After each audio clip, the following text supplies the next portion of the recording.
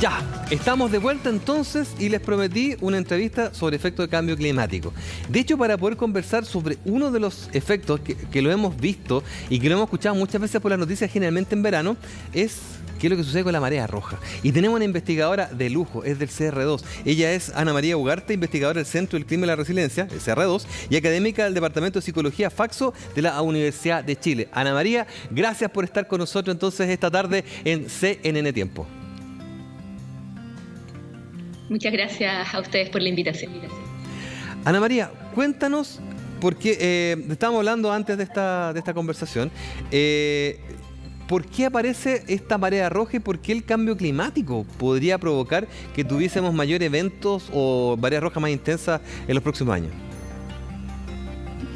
Bueno, primero señalar que las mareas rojas, nosotros las conocemos como mareas rojas, ¿no? Pero su nombre técnico es floraciones de algas nocivas, o FAN, pero comúnmente las conocemos como marea roja porque en general tiñen de diferentes colores las aguas, ¿no? Y uno de ellos es el rojo, entonces les decimos marea roja. Estos son fenómenos naturales, es decir, existe el ser humano o no, existe el cambio climático o no, las floraciones se van a desarrollar igual. Ahora, hay ciertas condiciones que se producen por unas microalgas, ¿no? Que comienzan a crecer abundantemente y algunas de ellas son tóxicas. Otras no, pero todas son nocivas porque generan distintos efectos en las comunidades humanas y no humanas que habitan las zonas costeras. Y estas microalgas tienen algunas preferencias para desarrollarse, ¿no? Por ejemplo, les gusta los ambientes más cálidos. Por lo tanto, cuando hay aumento de temperatura, cuando hay aumento de radiación solar, cuando disminuyen las precipitaciones y también cuando cambian algunos regímenes de viento, ellas comienzan a desarrollarse mayormente. Y bueno, ahí la influencia del cambio climático es bastante interesante. Hay ya bastante evidencia científica que señala que efectivamente el cambio climático influye en el desarrollo de estas microalgas porque tenemos aumento de radiación solar por el cambio climático, ¿no? También aumento de temperatura y disminución de precipitaciones, al menos en lo que es nuestro país. Por lo tanto, son estas condiciones ideales para que estas algas se vayan desarrollando. Entonces, el cambio climático incide en que va aumentando la frecuencia de estas floraciones y también su intensidad.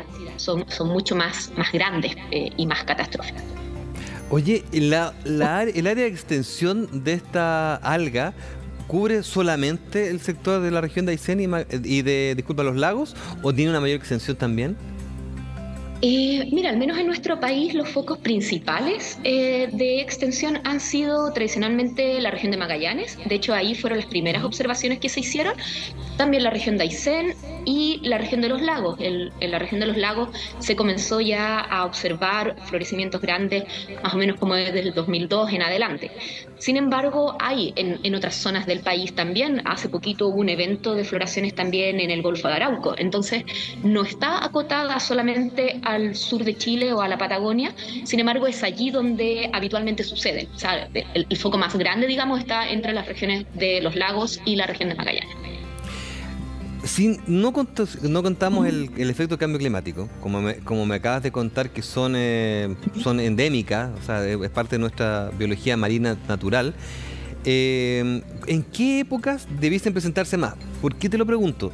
Porque por lo general hemos escuchado que los mariscos hay que cocerlos muy bien para evitar problemas de marea roja, o sencillamente los mariscos se sacan del mercado para no consumirlos. Entonces, para que la gente sepa cuándo existe mayor probabilidad, porque hay mucha gente que sale, por ejemplo, de vacaciones y se desconecta las noticias, entonces no tienen ni idea de qué es lo que está pasando. Entonces, más o menos, ¿en qué época debiésemos tener mayor precaución?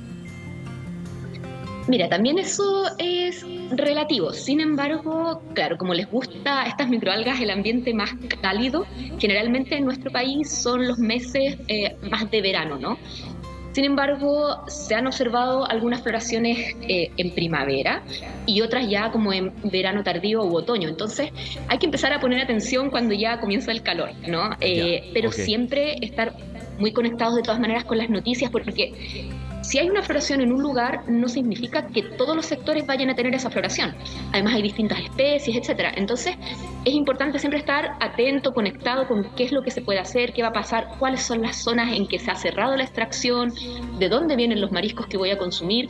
Ahí es súper importante siempre consumir mariscos en lugares certificados, porque allí que estén certificados significa que pasaron por un proceso de fiscalización y que se ha dicho que están libres de toxinas.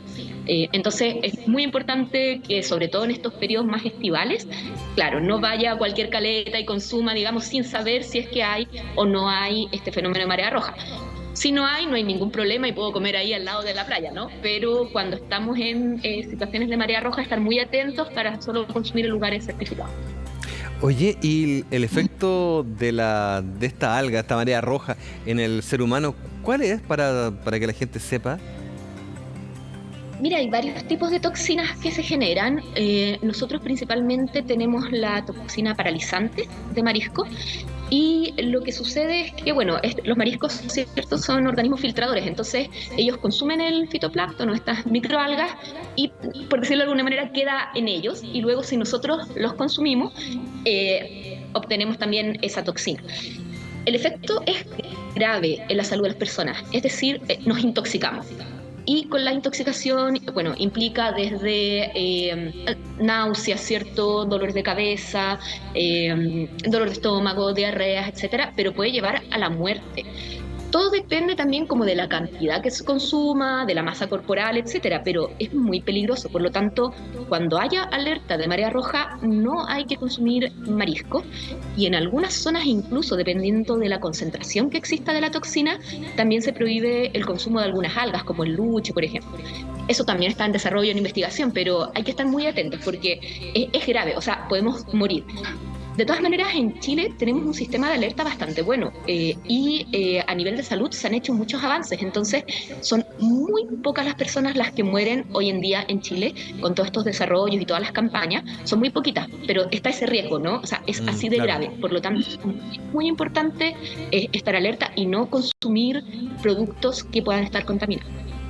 Una última consultita antes de cerrar, porque ya estamos dentro de la hora límite del programa. Por efectos de la disminución de precipitaciones, como el periodo que pasamos hace poco tiempo atrás, también ayuda a aumentar mayormente la cantidad de estas concentraciones de algas, ¿cierto? Sí, ayuda porque al disminuir las precipitaciones, la descarga de los ríos, al mar, ¿cierto?, desciende. Por lo tanto, la cantidad de nutrientes que llegan al mar también es diferente. Y eso genera que se de un ambiente más propicio para el desarrollo de las microalgas. Entonces, la disminución de las precipitaciones tiene que ver con la descarga de los ríos al mar. Mientras menos precipitaciones tengamos, cambia, ¿cierto?, esta descarga y por lo tanto se puede generar este ambiente propicio para que aparezcan estas microalgas. Excelente. Ana María, de verdad, te agradezco estos minutitos de haber estado con nosotros. Muy explicativo, muy clarito. Ya, chiquillos, chiquillas, ya lo saben. A tener cuidado también en este verano. Y hay que estar atento entonces a las noticias y a las investigaciones que ustedes están haciendo. Así que, Ana María, gracias por estar esta tarde en CNN Tiempo. Muchas gracias a ustedes, que estén muy bien.